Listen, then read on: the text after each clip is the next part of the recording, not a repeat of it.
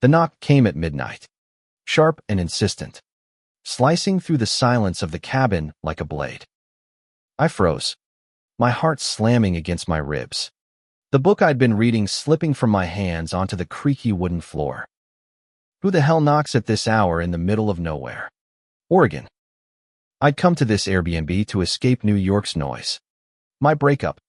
The suffocating weight of my family's expectations. At 25, I was a mess of contradictions. Ethan Carter. The guy who could charm a room, but couldn't face his own reflection without wincing. I'd picked this place for its isolation. A cedar cabin tucked deep in the misty forests of the Pacific Northwest, promising solitude and no Wi-Fi. Perfect for someone running from himself. The knock came again. Harder.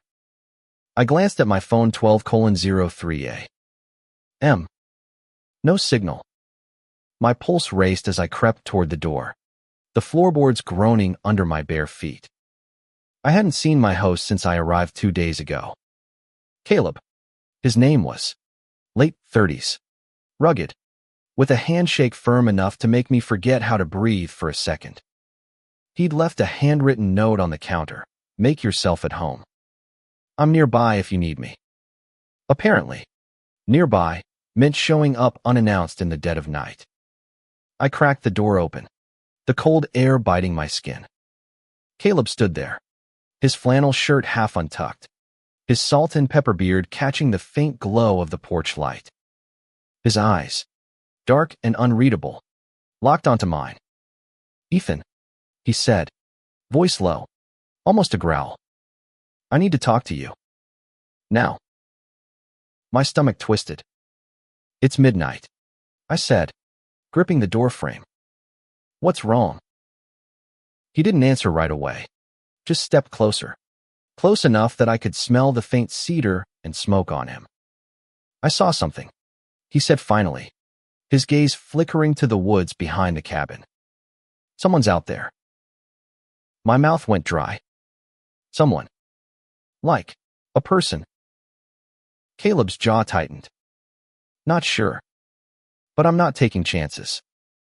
You're not staying here alone tonight. I blinked, caught off guard. Was this guy serious? I didn't know him. Not really, just a few texts through the Airbnb app and that brief meeting when he handed me the keys. But something in his voice, a raw edge of urgency, made me nod. Okay, I said, stepping back. Come in.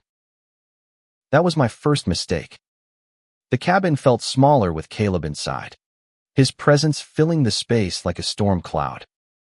He paced near the fireplace, his boots scuffing the rug, and I caught myself watching the way his hands moved calloused. Steady, like they'd built this place from the ground up. I shook my head, trying to focus. What did you see? I asked, sinking onto the couch. He stopped pacing, his back to me, staring out the window into the endless dark. A shadow, he said, moving fast, too fast to be an animal. I've lived out here 10 years. Ethan, I know these woods. That wasn't right.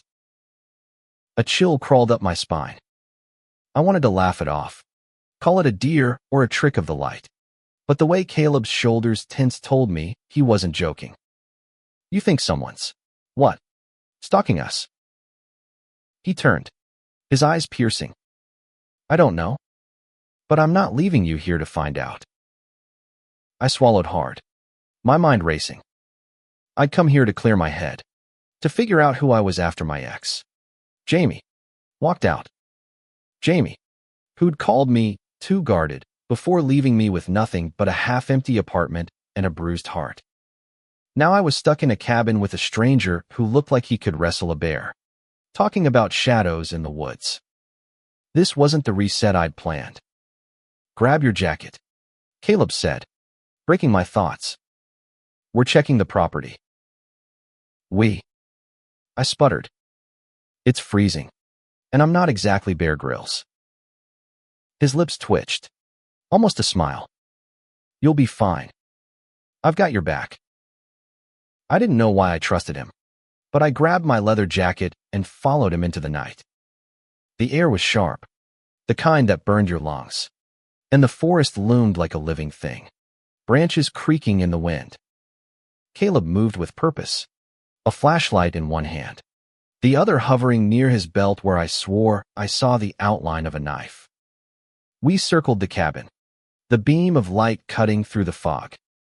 My sneakers sank into the damp earth, and every rustle made me jump. "This is insane," I muttered, half to myself. "I'm a city kid. I don't do woods." Caleb glanced back, his expression softening for a split second. "City kid? Huh. What's a guy like you doing out here?" Then, "Running," I said before I could stop myself. His eyes lingered on me, and I felt exposed, like he could see the cracks I'd been hiding. I looked away, focusing on the ground. "What about you? Why live out here, middle of nowhere?" He didn't answer right away, just kept walking, his flashlight sweeping the trees. "Needed a fresh start," he said finally, his voice quieter. "Some things you can't outrun in a city." I wanted to ask more, but a snap in the woods stopped me cold. Caleb froze, his hand shooting up to silence me. The air felt thick, charged, like the moment before lightning strikes. "Stay close," he whispered, and I did, my shoulder brushing his as we moved toward the sound. That's when I saw a flicker of movement, just beyond the light. Human-shaped, maybe, but gone too fast to be sure. My heart pounded so loud I was sure Caleb could hear it. "What the hell was that?" I hissed. Caleb's hand gripped my arm, steadying me. "I don't know," he said, his voice low but calm. "But we're not waiting to find out." We turned back toward the cabin, my mind spinning. I didn't know what was out there, but I knew one thing. Caleb wasn't just my host anymore. He was something else, someone I was inexplicably drawn to, even as fear clawed at my chest. And as we stepped back inside, locking the door behind us, I realized I'd just walked into something bigger than I could have imagined. Back inside, the cabin's warmth did little to thaw the ice in my veins. Caleb bolted the door, his movements precise, like he'd done this before. I stood there, my jacket still on, trying to process what we'd seen or hadn't seen in the woods. "Sit," Caleb said, pointing to the couch. His tone wasn't harsh, but it left no room for argument. I sank down, my hands shaking as I rubbed them together. He grabbed a bottle of whiskey from a shelf and poured 2 glasses, sliding one toward me. "Drink. It'll help." I took a sip, the burn grounding me. "You gonna tell me what's going on?" I asked, my voice steadier than I felt. Because that wasn't just a deer. Caleb sat across from me, his glass untouched. The firelight cast shadows across his face, making him look older, wearier. "I don't know what it was," he admitted. "But I've seen things out here before. Not like that, though." "Things." I leaned forward, my curiosity outweighing my fear. "What kind of things?" He hesitated, his fingers tracing the rim of his glass. "This land, it's got history. Old stories. People say it's haunted, but I don't buy that. Still, I've heard noises, seen shapes. Never this close to the cabin." I laughed, a sharp, nervous sound. "Haunted? You're kidding, right?" His eyes met mine, unflinching. "You saw it, Ethan. You tell me." I didn't have an answer. The whiskey soured in my stomach as I replayed the flicker in the woods. It had looked human, but wrong somehow, too fast, too silent. I shook my head, trying to shake off the unease. "Okay, say it's not a ghost. Then what? A squatter? A serial killer?" Caleb's jaw tightened. "Could be. Or someone lost. People wander out here, get disoriented, He trailed off, his gaze drifting to the window. That didn't feel lost. I followed his gaze, half expecting to see a face pressed against the glass. Nothing but darkness stared back. So what do we do? Call the cops. No signal, he reminded me. And the nearest station's an hour away. We're on our own till morning. Great. Just what I needed, stranded with a cryptic mountain man and a potential stalker in the woods. I took another sip of whiskey, letting it steady my nerves. You seem awfully calm about this, I said, eyeing him. Most people would be freaking out. Caleb's lips quirked. Not quite a smile. I've been through worse. There it was again, that hint of a past he wasn't sharing. I wanted to pry, but something in his posture, the way his shoulders hunched slightly, told me to back off. Instead, I asked, "You always this protective of your guests?" He looked at me then, really looked, and I felt heat creep up my neck. Not always, he said softly. But you're different. My breath caught. Different? What the hell did that mean? I wanted to ask, but the air between us felt charged, like one wrong word could spark something I wasn't ready for. I cleared my throat, breaking eye contact. So, what's the plan? We just sit here and wait for whatever's out there to knock. Caleb stood, crossing to a cabinet by the fireplace. He pulled out a rifle, checking it with practiced ease. We stay alert. If it's a person, they'll move on. If it's not, he didn't finish, but the way he gripped the rifle said enough. I stared at him, my city boy brain struggling to keep up. You're serious? You're gonna shoot someone? Only if I have to, he said, his voice steady. You got a problem with that? I didn't. Or maybe I did, but I wasn't about to argue with the guy holding a gun. Just, don't let me die out here. Okay. He chuckled, a low, warm sound that caught me off guard. Not planning on it. The rest of the night passed in tense silence. Caleb took the chair by the window, rifle across his lap, while I pretended to read my book. Every creak of the cabin made my heart jump, and I kept stealing glances at him, his profile sharp against the firelight. There was something about him steady, guarded, but not cold. Like he'd built walls, but left a window cracked open. Around 3 a.m. I couldn't take it anymore. You don't talk much, do you? I said, desperate to fill the silence. He glanced over, one eyebrow raised. You talk enough for both of us. I grinned despite myself. Fair. But seriously, what's your deal? You live out here alone, middle of nowhere, playing host to strangers. You some kind of hermit. His expression darkened, just for a moment. Not a hermit. Just needed space. From what? I pressed, leaning forward. He didn't answer right away, just stared into the fire. People, he said finally. Expectations. The whole damn world. I knew that feeling too well. Back in New York, I'd been drowning in me parents' pressure to be someone.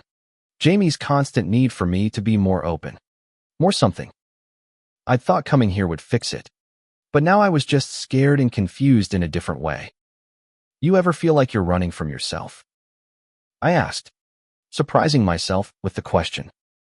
Caleb's eyes met mine, and for a second, I saw something raw, unguarded. Every day, he said quietly. The air shifted, heavy with something unspoken. I wanted to say more, to ask about the pain in his voice, but a sharp crack outside snapped us both to attention. Caleb was on his feet in an instant, rifle in hand, motioning for me to stay put. I didn't listen. I followed him to the window, my heart pounding as we peered into the dark. Nothing. Just trees and fog. But the feeling of being watched clung to me like damp clothes. Caleb's hand brushed mine as he lowered the rifle, and I flinched not from fear, but from the jolt that shot through me at his touch. "Get some sleep," he said, his voice softer now. "I'll keep watch." I nodded, but as I lay on the couch, staring at the ceiling, sleep was the last thing on my mind. Caleb wasn't just my host anymore. He was a mystery, a pull I couldn't explain. And whatever was out there in the woods wasn't the only thing keeping me awake. Morning broke with a gray, heavy light that barely pierced the fog. I hadn't slept. Not really, just dozed in fits, haunted by the shadow in the woods and the weight of Caleb's gaze. He was still by the window, rifle propped against the wall, his eyes bloodshot but alert. "You didn't sleep at all, did you?" I said, sitting up and rubbing my face. He shrugged, sipping coffee from a chipped mug. "Used to it." "You okay?" I wasn't, but I nodded anyway. "What now?" "We pretend last night didn't happen." Caleb set the mug down, his movements deliberate. "We checked the property again. Daylight's safer. Then I'm calling a friend in town. See if they've heard anything about strangers around." I followed him outside, the air crisp and damp. The forest looked less menacing in the morning, but the unease lingered. We walked the perimeter, Caleb pointing out broken branches and scuffed dirt signs someone had been here. "Could be an animal," I offered, but even I didn't believe it. "Animals don't move like that," he said, crouching to examine a footprint, faint but unmistakably human. My stomach dropped. Back inside, Caleb made a call on a landline I hadn't noticed before. His conversation was brief. His voice clipped, but I caught enough to know his friend, a sheriff's deputy, hadn't heard of any trouble in the area. "Doesn't mean nothing's wrong," Caleb muttered, hanging up. "Means we're on our own." I didn't like the sound of that, but I was starting to trust Caleb's instincts. He knew this place, these woods, in a way I never could. "You think it's someone dangerous?" I asked, my voice quieter than I meant.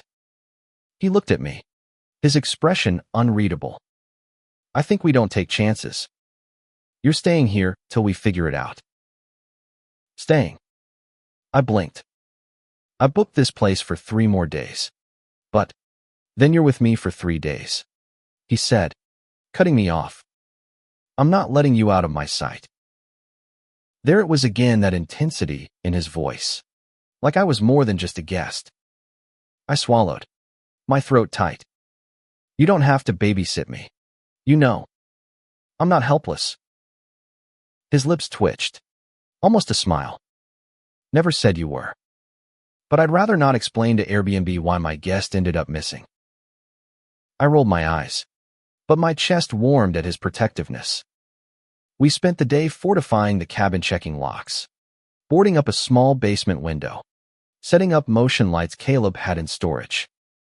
Working side by side, I noticed things about him, the way his hands moved with quiet confidence, the faint scar above his eyebrow, the way he'd glance at me when he thought I wasn't looking. By afternoon, we were both restless. Caleb suggested a hike to clear our heads, staying close to the cabin. I agreed, needing to move, to shake off the paranoia. The forest was beautiful in a haunting way, moss-covered trees, the distant rush of a river, but I couldn't relax. Every snap of a twig made me flinch. "You're jumpy," Caleb said, walking ahead, his voice carrying over his shoulder.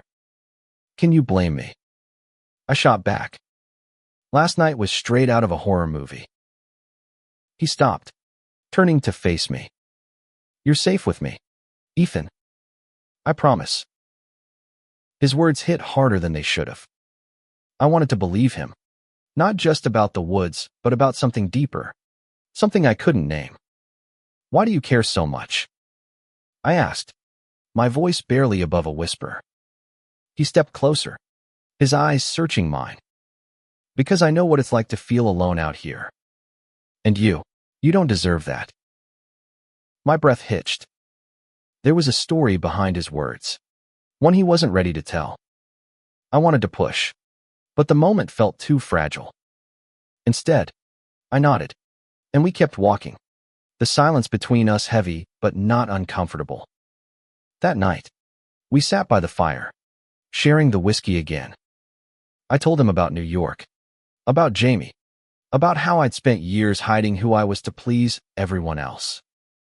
It poured out of me, raw and unfiltered, and Caleb listened, really listened, his eyes never leaving mine. I came out at 20, I said, staring into the flames. My parents didn't kick me out, but they didn't exactly throw a pride parade either. Jamie was the first person who made me feel seen, until he didn't. Caleb was quiet for a long moment. I get it, he said finally. I came out later. 30. Lost a lot when I did. I looked at him, surprised. You're gay? He said, the words steady but heavy. Not exactly shouting it from the rooftops out here, but yeah. The air shifted, charged with something new. I wanted to ask about his past, about what he'd lost, but a loud thud against the cabin wall stopped me. Caleb was up in an instant, rifle in hand, motioning for me to stay back. My heart raced as he opened the door, stepping into the night. I followed, because apparently, I was an idiot. Outside, the motion lights blazed, illuminating a figure sprinting into the woods. Human, definitely, but too far to make out details. Caleb cursed, grabbing my arm. Stay here, he barked, then took off after them. I didn't listen. I ran after him, my pulse pounding, the forest swallowing us both. The forest was a blur of shadows and adrenaline as I chased Caleb, my breath ragged in the cold night air. His flashlight beam danced ahead, cutting through the fog, but the figure was gone, swallowed by the trees. I stumbled over roots, cursing my city boy instincts, but I couldn't stop not with Caleb out there alone. Ethan. His voice snapped me back, sharp and urgent. I caught up to him in a small clearing, his chest heaving, the rifle still in his grip. I told you to stay back. Yeah, well, I'm not great at following orders. I panted, scanning the darkness. Did you see them? He shook his head, frustration etched into his face. Lost them. They know these woods better than I thought. We stood there, the silence deafening, every rustle making my skin crawl. Caleb's hand brushed mine again, and this time, he didn't pull away. You're shaking, he said, his voice softer now. I'm fine. I lied, but my voice cracked, betraying me. The truth was, I was terrified not just of whoever was out there, but of how much I was starting to feel for this man I barely knew. Let's get back, he said, his hand lingering on my arm for a moment longer than necessary. I nodded, and we retraced our steps, the cabin's lights a beacon in the dark. Inside, Caleb locked the door and checked every window, his movements methodical but tense. I watched him, my mind racing. Who do you think it was? I asked, sinking onto the couch. He didn't answer right away, just leaned the rifle against the wall and ran a hand through his hair. Could be a drifter. Could be someone with a grudge. I've had trouble before. Trouble? I raised an eyebrow. Care to elaborate? He sighed, sitting across from me. Few years back, some locals didn't take kindly to me moving here. Small town, small minds. They never got violent, but I got threats. Spray paint on my truck. Dead animals on the porch. Stopped after a while. But maybe they're back. I finished, my stomach twisting. Because of me. His eyes snapped to mine. Don't go there, Ethan. This isn't your fault. But I wasn't so sure. I'd felt eyes on me since I arrived, not just Caleb's, but something else. Something colder. You think it's because you're gay? I asked, my voice barely above a whisper. Caleb's jaw clenched. Could be. Or maybe it's just me being out here, away from their control. People don't like what they can't understand. I nodded, understanding more than I wanted to. Growing up, I'd hidden who I was for years, terrified of what my family, my friends, the world would think. Even now, I wasn't sure I'd fully accepted myself. But looking at Caleb, so steady despite everything, I felt a spark of something hope. Maybe. Or courage. You don't seem scared, I said, studying him. Most people would be packing up and leaving. He leaned forward, his elbows on his knees. I've spent too long running, Ethan. From who I am, from what I want. This place, this life, it's mine. I'm not letting anyone take that. His words hit me like a punch. I'd been running too from Jamie, from my parents, from the truth of who I was. But here, in this cabin, with this man, I felt something shift. Like maybe I could stop running, just for a moment. The rest of the night was quiet, but the tension never left. Caleb stayed by the window, and I stayed close, too wired to sleep. We talked, not about the figure in the woods, but about smaller things, my job as a graphic designer, his love for building furniture, the way the stars looked out here without city lights drowning them out. It was easy, natural, and for a while, I forgot about the danger outside. By morning, Caleb decided we needed answers. We're going into town, he said, grabbing his keys. I know a guy who might have heard something. The drive to the nearest town, a speck on the map called Willow Creek, was tense. Caleb's truck rattled over dirt roads, and I kept glancing at the trees, half expecting to see that figure again. The town was small, just a diner, a gas station, and a hardware store, but it felt like stepping into another world after the isolation of the cabin. Caleb's friend, a grizzled man named Tom who worked at the diner, didn't have much to say. Haven't heard of any strangers, he said, pouring us coffee. But folks have been talking about lights in the woods, near your place. Kids, probably, messing around. Caleb didn't look convinced, and neither was I. Kids didn't move like that, didn't leave footprints that deliberate. We thanked Tom and left, but as we stepped outside, I noticed a group of men across the street, watching us. Their stares weren't friendly. Caleb, I said, nudging him. Those guys. He followed my gaze, his expression hardening. Ignore them. Let's go. But as we drove back, I couldn't shake the feeling that we were being followed. The truck's mirrors showed nothing but empty road, but the hairs on my neck stood up. Caleb noticed, his hand tightening on the wheel. You feel it too, don't you? He said. Yeah, I admitted. Like we're not alone. He didn't say anything, but his hand reached over, resting on mine for a brief, electric moment. We'll figure this out, he said. Together. I nodded, my heart racing for reasons that had nothing to do with fear. Whatever was happening, whatever was out there, I wasn't facing it alone. And that, more than anything, scared me in a whole new way. Back at the cabin, the air felt heavier, like the walls themselves were holding their breath. Caleb checked the locks again, his movements sharper, more urgent. I watched him, my mind caught between the danger outside and the pull I felt toward him, a pull I couldn't ignore anymore. We need to talk, I said, surprising myself with the steadiness in my voice. He turned, one eyebrow raised, and I pushed on before I lost my nerve. About last night. About us. His expression softened, but there was a guarded edge to it. Ethan, this isn't the time.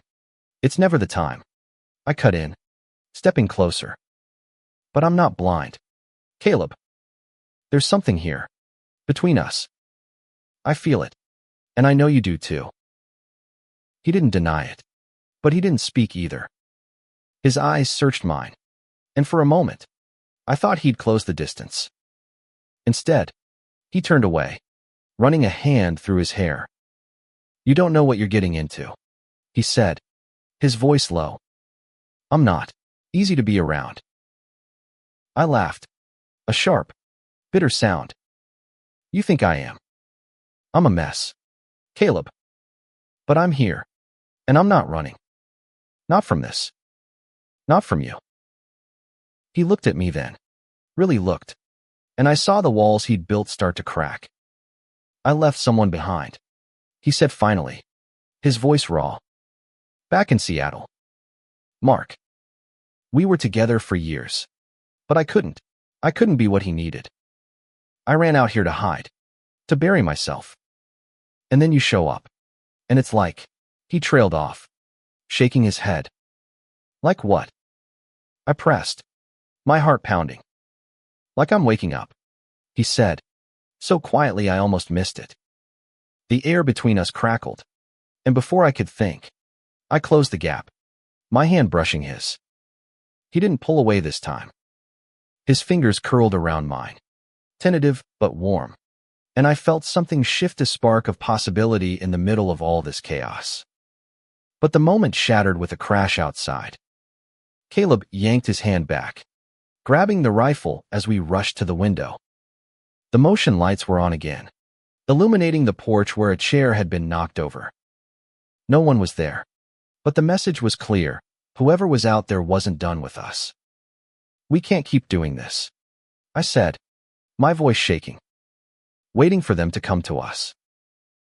Caleb nodded, his jaw tight. You're right. We need to find them first. He grabbed a map from a drawer, spreading it across the table. It was hand-drawn, detailing the woods around the cabin trails, streams, old campsites. There's a clearing a mile out, he said, pointing. Hunters used to use it. If someone's hiding, that's where they'd be. I swallowed, the reality of what he was suggesting sinking in. You want to go after them? Now.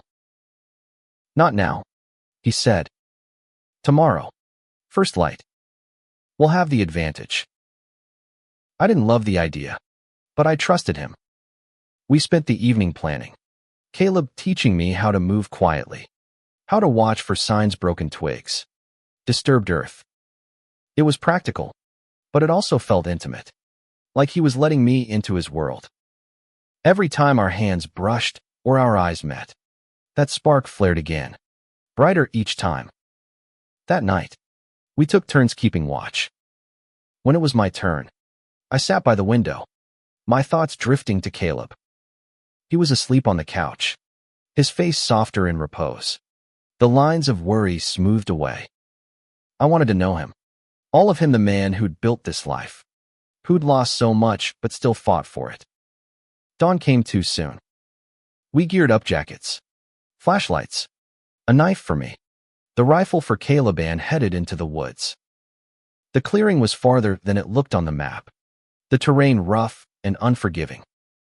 My legs burned, but Caleb's steady presence kept me going. When we reached the clearing, it was empty, but not untouched. A makeshift camp, ashes from a fire. A torn sleeping bag sat in the center. Caleb crouched, examining the ground. Someone was here, he said. Recently. I scanned the trees, my pulse racing. You think they're still? A branch snapped, and we both froze. Caleb raised the rifle, his eyes sharp. Stay behind me, he whispered. I did, my hand gripping the knife. The woods were silent, too silent, and then I saw a figure, darting between the trees. Caleb took off, and I followed, my heart in my throat. This wasn't just about survival anymore. It was about protecting what was starting to matter him. Us. This fragile thing we were building. The chase led us deeper into the forest, the air growing colder, the light dimmer. And then, just as suddenly as it started, It stopped. The figure was gone, and we were alone, panting, in a part of the woods I didn't recognize. "Caleb," I said, my voice shaking. "Where are we?" He looked around, his expression grim. Lost. Lost.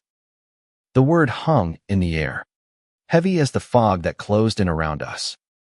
The forest felt alive, its silence mocking our disorientation. Caleb's face was a mask of focus, but I saw the flicker of worry in his eyes. "We're not lost," he said, more to himself than to me. "I know these woods. We just need to backtrack." But the trail we'd followed was gone, swallowed by the underbrush. My chest tightened, panic creeping in. "Caleb, we can't just wander. What if they're still out here?" He turned to me, his hand finding my shoulder, grounding me. "We'll be okay, Ethan. I've got you."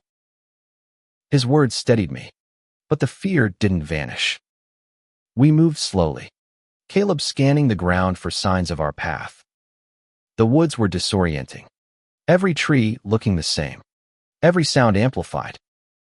I gripped the knife, my knuckles white, hyper-aware of every rustle.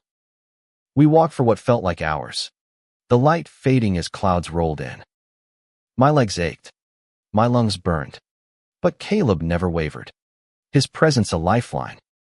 Finally, he stopped, pointing to a faint trail of crushed leaves. "This way," he said, his voice firm. As we followed the trail, he started talking, his voice low, like he was trying to keep us both calm. "I came out here after Mark," he said. "Thought I could outrun the guilt. He wanted a life I couldn't give him, stability, openness. I was too scared, too closed off." I listened, my heart aching for him. "What happened?" I asked, stepping over a fallen branch. "He moved on," Caleb said simply. "Found someone else." I don't blame him, but it broke something in me. This cabin, this life, it's my way of putting myself back together. I wanted to say something, anything, to ease the pain in his voice. But before I could, he froze, his hand shooting up. "Listen," he whispered. A low hum, almost imperceptible, came from ahead. We crept forward, the sound growing louder, a generator. Maybe. Through the trees, we saw it, a small, rundown shack, its windows boarded up, a faint light seeping through the cracks. Caleb's grip on the rifle tightened. "Stay here," he said, but I shook my head. "No way. We're in this together." He didn't argue, just nodded, and we approached the shack, moving like shadows. The hum was definitely a generator, and as we got closer, I saw fresh tire tracks in the mud. Someone was here or had been. Caleb motioned for me to stay low as he peered through a gap in the boards. His face hardened, and he waved me over. Inside, the shack was a mess, cans of food, a sleeping bag, a map pinned to the wall with red marks circling the cabin. My stomach dropped. Whoever this was, they weren't just passing through.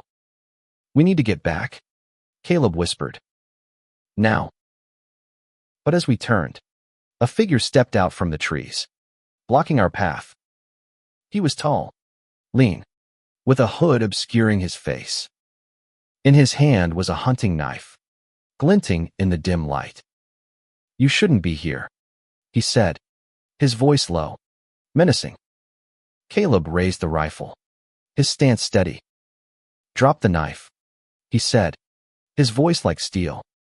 The man laughed, a cold, hollow sound. "You think you're in charge. You're on my land now." My heart pounded, but I stepped forward, my own knife raised. "Who are you?" I demanded, surprising myself with the force in my voice. "What do you want?"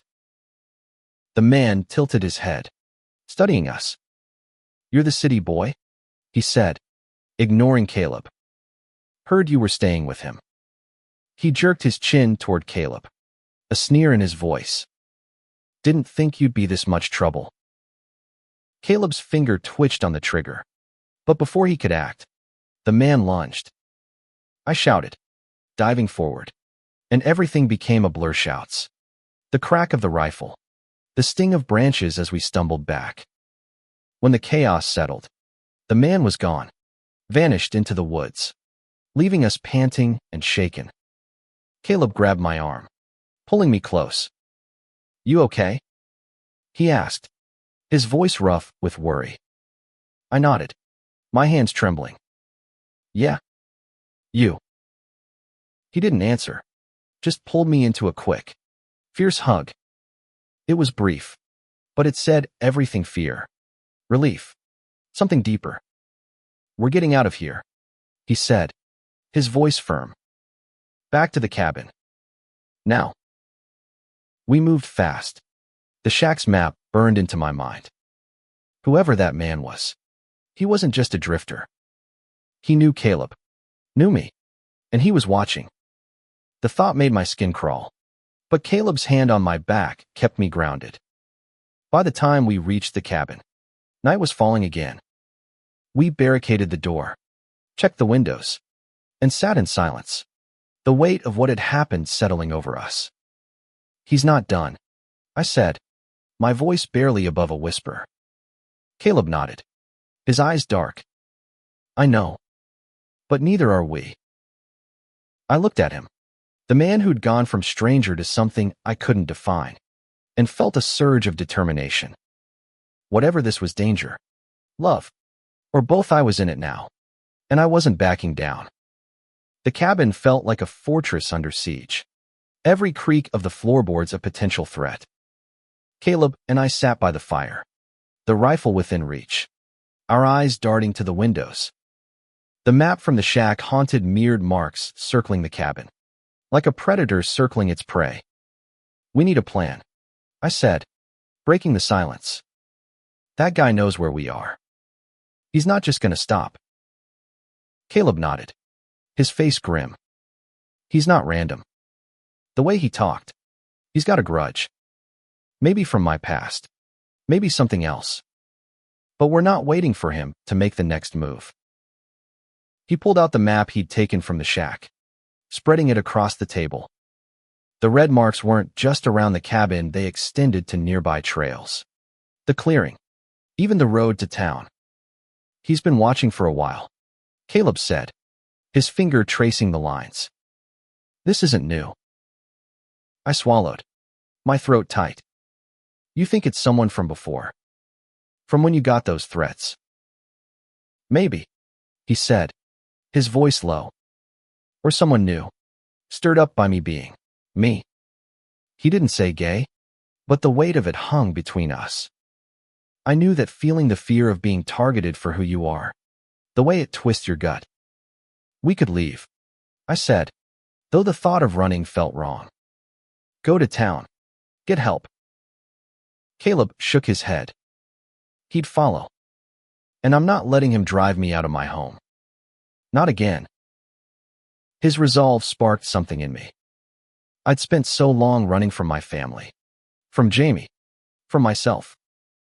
But here, with Caleb, I wanted to stand my ground. Okay, I said. Then we fight. Together. His eyes met mine, and for a moment, the fear faded. He reached across the table, his hand covering mine, warm and steady.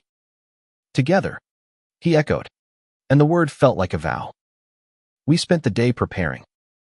Caleb rigged traps around the property, tripwires with bells, motion lights set to blind anyone approaching. I helped where I could, my hands clumsy but determined. Every time our shoulders brushed or our eyes met, that spark flared, a reminder of what we were fighting for. By nightfall, we were as ready as we could be. Caleb insisted I sleep, but I refused, staying by his side as we took turns watching the windows. Around 2 a.m., the bells rang, a sharp, jarring sound that sent us both to our feet. Caleb grabbed the rifle, motioning for me to stay low. We crept to the door, the motion lights blazing outside. A figure stood at the edge of the light, the same hooded man from the shack. He didn't move, just stared, his knife glinting in his hand. "Stay back," Caleb shouted, raising the rifle. The man didn't flinch, just tilted his head, like he was studying us. Then he spoke, his voice chillingly calm. "You should have left, Caleb. You and your city boy." My blood ran cold. He knew our names, our lives. This wasn't just a grudge, it was personal. Caleb's finger tightened on the trigger, but before he could fire, the man stepped back, melting into the dark. We didn't sleep after that. Caleb paced, his frustration boiling over. "He's toying with us," he said, slamming a fist on the table. "He wants us scared." "He's succeeding," I admitted, my voice shaking. "But we can't let him win." Caleb looked at me, his eyes softening. "You're braver than you think, Ethan." I didn't feel brave, but his words gave me strength. We sat together, our knees touching, and talked about everything: his life in Seattle, my dreams of designing something that mattered, the way we both felt like we were finally seeing each other clearly. It was raw, real, and for the first time, I let myself imagine a future where I wasn't alone. Dawn brought a new plan. Caleb's friend Tom had mentioned a ranger station a few miles out, one with a radio. If we could get there, we could call for help. It was risky, but staying put felt riskier. We set out at first light, moving fast through the woods. The air was thick with fog, the silence oppressive. Halfway there, we found a trap, crude but deliberate. A rope stretched across the trail, meant to trip us. Caleb spotted it just in time, pulling me back. "He's close," he whispered, his eyes scanning the trees. I nodded, my heart pounding. We kept moving, but the feeling of being watched never left. When we finally saw the ranger station, a small wooden building in a clearing, relief flooded me until I saw the door. Ajar, the lock broken. Caleb raised the rifle, his body tense. "Stay here," he said, but I followed, my knife ready. Inside, the station was trashed, maps torn, the radio smashed. On the wall, scrawled in red paint, were the words, "You can't hide." My knees buckled, but Caleb caught me, his arm strong around my waist. "We're not done yet," he said, his voice fierce. "He wants us to give up. We won't." I nodded, clinging to his strength. As we stepped outside, I knew one thing for sure: whoever this was, they weren't just after Caleb. They were after us both. And we were running out of time. The ranger station's destruction felt like a punch to the gut, but Caleb's grip on my arm kept me steady. We couldn't call for help, couldn't run. The only way out was through. "We go back to the cabin," Caleb said, his voice low but resolute. "We make our stand there." I nodded, my fear mixing with a strange clarity. This wasn't just about survival, Anna Maria, it was about protecting what we'd found in each other. As we trekked back, the woods felt smaller, like the trees themselves were closing in. Caleb's hand brushed mine, a silent promise, and I held onto it like a lifeline. Back at the cabin, we fortified everything, barricaded the door, checked the traps, loaded extra rounds for the rifle. Caleb showed me how to use it, his hands steady over mine, his breath warm against my neck. "Just in case," he said, and I prayed it wouldn't come to that. As night fell, we sat together, the fire casting shadows across his face. "Ethan," he said, his voice soft, "if something happens, don't." I cut him off, my heart racing. "We're getting through this. Together." He smiled, a real smile this time, and leaned in, his lips brushing mine. The kiss was tentative at first, then desperate, like we were stealing time from the chaos around us. It was everything: fear, hope, love, all in one fleeting moment. The bells rang again, shattering the quiet. Caleb pulled back, grabbing the rifle as we rushed to the window. The motion lights blazed, and there he was, the hooded man, standing in the open, no longer hiding. In his hand was a gas can, the smell of gasoline sharp in the air. "He's gonna burn the place down," I whispered, my voice shaking. Caleb's face was stone, but his eyes burned. "Not if I stop him." Before I could protest, he was out the door, rifle raised. I followed, my knife in hand, fear and adrenaline pumping through me. The man didn't run this time.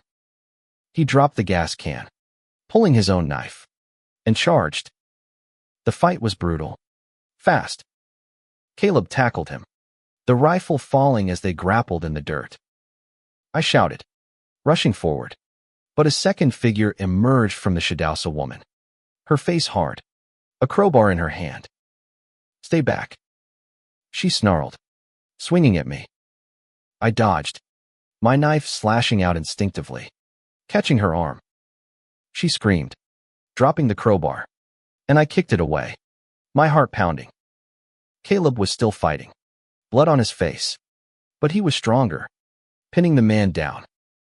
"Who are you?" Caleb roared, his knee on the man's chest. The man laughed, a broken, bitter sound.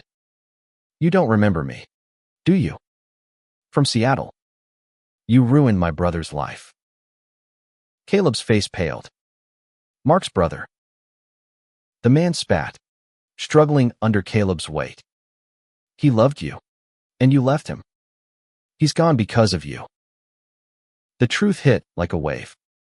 This wasn't just hate, it was grief, twisted into something ugly. The woman, still clutching her arm, glared at me. "And you," she hissed. "You're just like him, flaunting it." I froze, the weight of her words sinking in. This wasn't just about Caleb's past, it was about who we were, what we represented. But I wasn't ashamed. Not anymore. Caleb tied the man's hands with rope from the porch, his movements steady despite the blood on his face. I kept my knife on the woman, my hands shaking but firm. "We're calling the sheriff," Caleb said, his voice cold. "This ends now." The woman laughed, but it was weak, defeated. "You think this changes anything?" "It changes everything," I said, surprising myself. "You don't get to decide who we are?" Caleb looked at me, pride and something deeper in his eyes.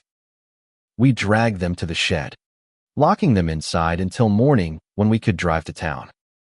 The sheriff's deputy, Tom's friend, arrived at dawn, taking them into custody. They were locals, driven by old grudges and misplaced blame, their anger fueled by Mark's death, a suicide Caleb hadn't known about until now. The cabin felt different after that, quieter but not empty. Caleb and I sat on the porch as the sun rose, our hands intertwined. "I'm sorry," he said, his voice thick, "for dragging you into this." "You didn't drag me," I said, squeezing his hand. "I chose to stay." He looked at me, his eyes raw. "Why?" "Because you're worth it," I said simply. "And so am I." We stayed there, watching the forest come alive, the fear fading with the light. The cabin wasn't just a refuge, Anna Maria, it was a beginning. We'd faced the worst together, and we'd come out stronger. Not perfect, not fearless, but real. As I left for New York a few days later, Caleb promised to visit. We weren't fixed, not by a long shot, but we were honest. And that was enough. The woods had tried to break us, but instead, they'd shown us who we could be together, unapologetically ourselves.